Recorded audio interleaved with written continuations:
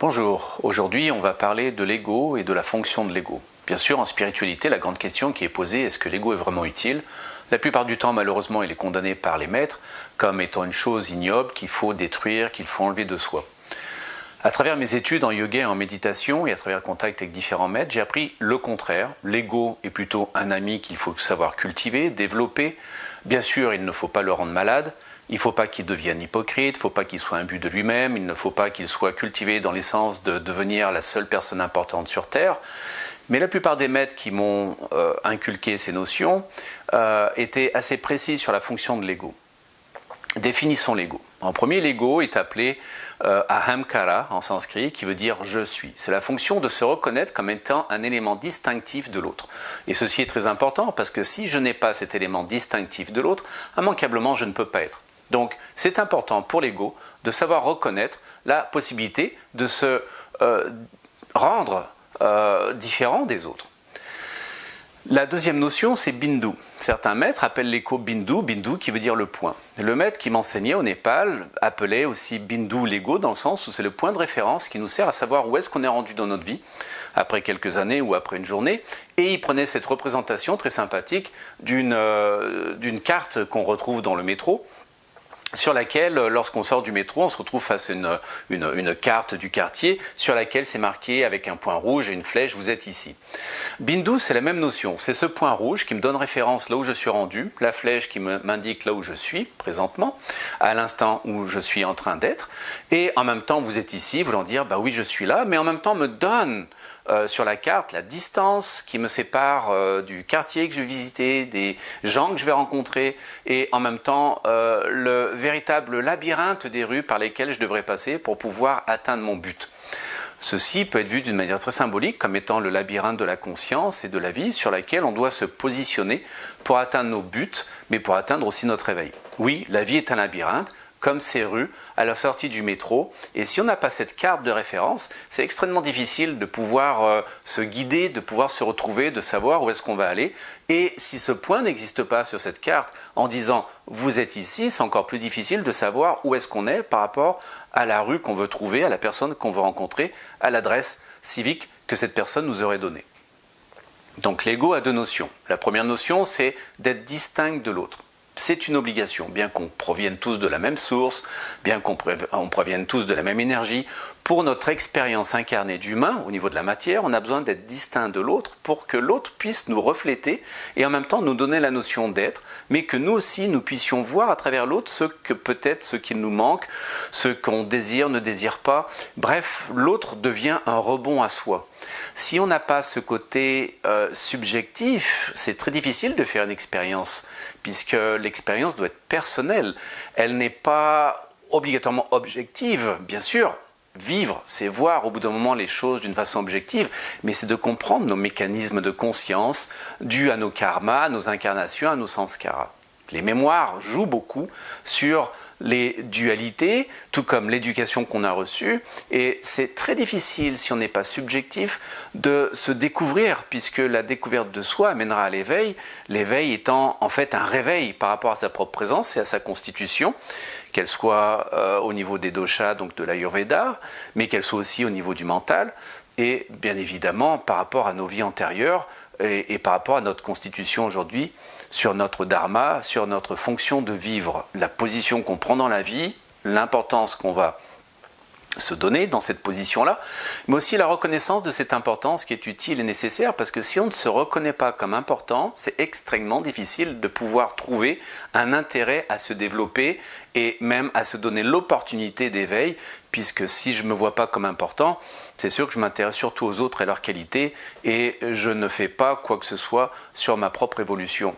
Donc, bien évidemment, ce n'est pas d'être obsédé par soi, c'est de remarquer qu'on est là, et dans cette présence, une expérience est vécue. Qu'est-ce qu'elle crée en soi? Qu'est-ce qu'elle amène dans la connaissance de soi? Qu'est-ce qu'elle nous fait remarquer sur notre structure personnelle?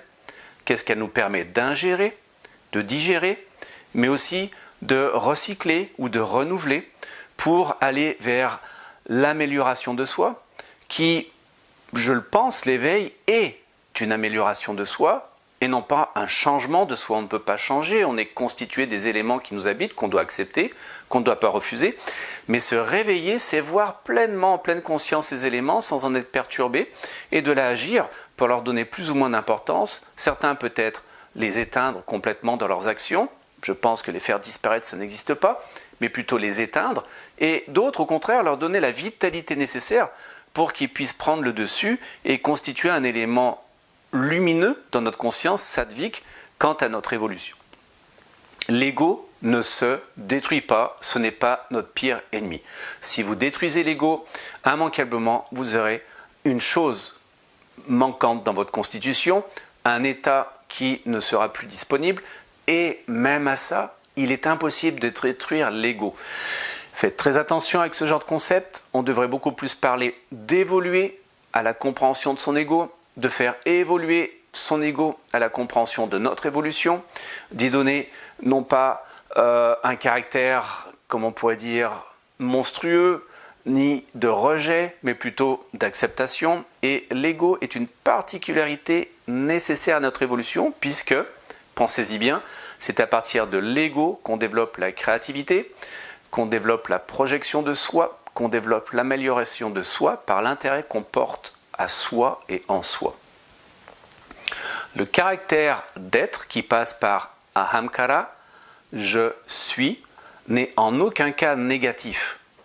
Bien évidemment, si je sors du métro et je me retrouve devant cette carte avec ce point rouge qui dit « vous êtes ici » et je pense qu'en étant ici, je reste fixe, de là, je passe des appels téléphoniques en disant je ne sais pas, au boulanger, aux vendeurs de légumes, aux amis, amenez-moi ce dont j'ai besoin là où je suis, c'est sûr que c'est le développement d'un ego égoïste.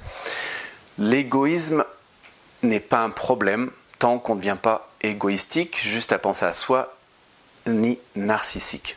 C'est la seule différence. Peut-être que ce jour-là, oui, je suis handicapé, je suis malade, j'ai de la difficulté à me déplacer, j'ai le droit de dire je suis ici, donc j'appelle les gens pour qu'ils viennent me voir parce que je ne peux pas aller vers eux. Il n'y a aucun problème avec ça. Ce n'est pas un acte égoïste, c'est un acte de compréhension dans mon attitude, de fonction par rapport à là où je suis rendu et de la nécessité donc de mon besoin. Si je guéris et que je continue à garder ce besoin et cette nécessité alors que ma guérison a eu lieu, là je deviens égoïste parce que je ne reconnais pas mon évolution, donc l'ego devient facteur négatif où je pense que parce que j'ai été servi pendant un temps, parce que j'étais handicapé, je devrais être servi toute ma vie de la même manière, bien que je vienne de guérir de mon handicap et ainsi de suite. Donc faisons très attention à ça. Le maître qui m'enseignait et qui, j'ai entendu par la bouche d'autres maîtres, qui est appuyé par d'autres maîtres, disait souvent l'ego devrait te permettre d'exprimer tout le potentiel inné que tu as en toi en découvrant ton importance. Donc, il me conseillait fortement la créativité, la peinture, l'écriture, que ça passe par la poésie, que ça passe par la littérature, le chant, tout. Il disait, fais tout ce qui est dans ton expression, qui permet de te mettre en avant, de signifier aux gens ta présence, mais en même temps de pouvoir inspirer les autres par ta présence. Donc oui, peins. Si tu es doué dans le chant, chante. Si tu es doué dans l'écriture, écris. Porte-le au summum de son expression dans toute la beauté, parce que cette beauté va inspirer les autres. Si j'enlève cet ego, je ne suis plus une personne qui va inspirer, je deviens une personne qui est juste, d'une certaine manière, toujours tournée vers l'autre, en pensant que la capacité de l'autre ne m'appartient pas et n'est pas en moi. Ce qui est faux, nous avons tous la capacité de créativité, il suffit juste de reconnaître le médium qui est le plus facile à utiliser dans notre capacité, dans notre constitution, et en même temps de trouver le sujet qui nous inspire, qui nous déclenche cette créativité. Et ça aussi, c'est quelque chose qui fait partie du dharma, qui est de voir avec justesse les qualités qu'on a en soi, de pouvoir les utiliser, les mettre en développement, mais aussi en épanouissement, sans se sentir coupable d'être, et sans se sentir coupable de vouloir aussi montrer à l'autre qui nous sommes, et sans se sentir coupable des fois de se mettre en avant. Si on a des choses intéressantes à dire, autant le dire, autant se mettre en avant. L'ego Ce n'est pas d'être imbu de soi. L'ego, c'est reconnaître son importance. Et c'est ça, souvent, la différence qu'il faut bien comprendre. Être imbu de soi est une maladie de l'ego, tout comme le narcissisme. Mais reconnaître son importance, c'est un ego qui est totalement sain. Et dans cette vie d'évolution, dans cette vie spirituelle, l'ego est très important. Il constitue notre être.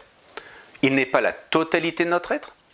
Il constitue une partie de notre être, crée une fonction particulière de connaissance de soi, mais n'est pas la totalité. Lorsque l'ego devient malade, c'est lorsqu'il prend le pouvoir de cette totalité et signifie qu'il est l'unique perception, l'unique référence, et ainsi de suite. Ce qui est faux. Il est une partie de cette perception, il est une partie de cette référence.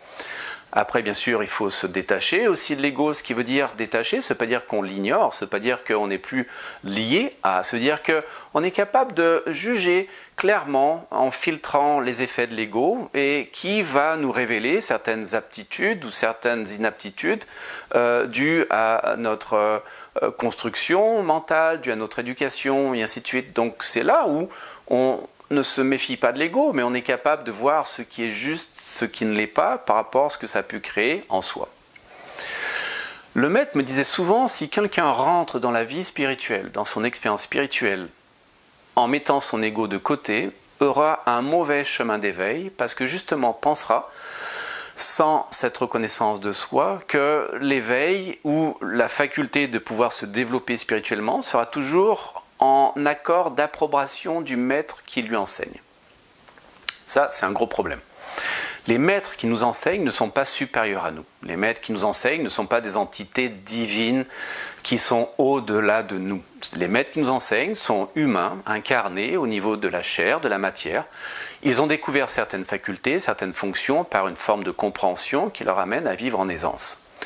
Si le maître est véritablement un maître, il n'essaye pas d'être supérieur à son élève, à qui il enseigne, mais il essaye de montrer à l'élève avec humilité qu'ils sont au même niveau et il donne l'autonomie à son élève et non pas le rend esclave de sa présence. Si l'ego n'est pas là lorsqu'on rentre dans la vie spirituelle, on manque malheureusement de jugement, on manque de filtre et on est au pied du maître, voulant dire c'est en étant dans sa présence qu'on se sent rempli, alors que véritablement le maître nous met en contact avec notre propre présence jusqu'à ce qu'on en soit rempli. Il ne va pas nous créer une dépendance en faisant penser qu'il y a une vérité sur laquelle on a du mal à pouvoir obtenir la compréhension. Il ne nous dit pas que plus longtemps on sera avec lui et meilleur ça sera. Au contraire, la plupart des maîtres qui sont extrêmement sensés, après quelques années, nous foutent carrément à la porte. Ils ne veulent plus nous voir, ils nous éloignent d'eux parce qu'ils voient qu'on peut développer une dépendance affective quant à leur présence, ce qui devient un élément négatif à l'évolution de notre ego, créé par la structure de notre mental qui n'a pas été clarifiée. Si le maître est bon, s'il fait du sens, il nous enlève cette dépendance affective et nous permet d'avoir un retour à soi sur la notion d'être son propre maître. Bien sûr, ça peut prendre 4 ans, 5 ans, 6 ans, dépendamment des structures psychologiques qu'on peut avoir. Mais si le maître est bon, ça devrait arriver. On est capable de retourner en autonomie et ce type de maître validera votre ego en vous disant simplement qu'il n'est pas à détruire. Tout comme il vous dira que le mental n'est pas notre problème, c'est la mauvaise compréhension de sa fonction, c'est la mauvaise compréhension de notre rapport avec celui-ci et de la manière dont on l'utilise qui est le problème. Ce n'est ni le mental, ni l'ego qui sont le problème, ni notre corps qui est le problème, ni notre nationalité, ni notre culture, ni notre éducation qui est le problème. C'est le manque de compréhension par rapport à notre contact avec ceci. Pensez-y bien. Namasté.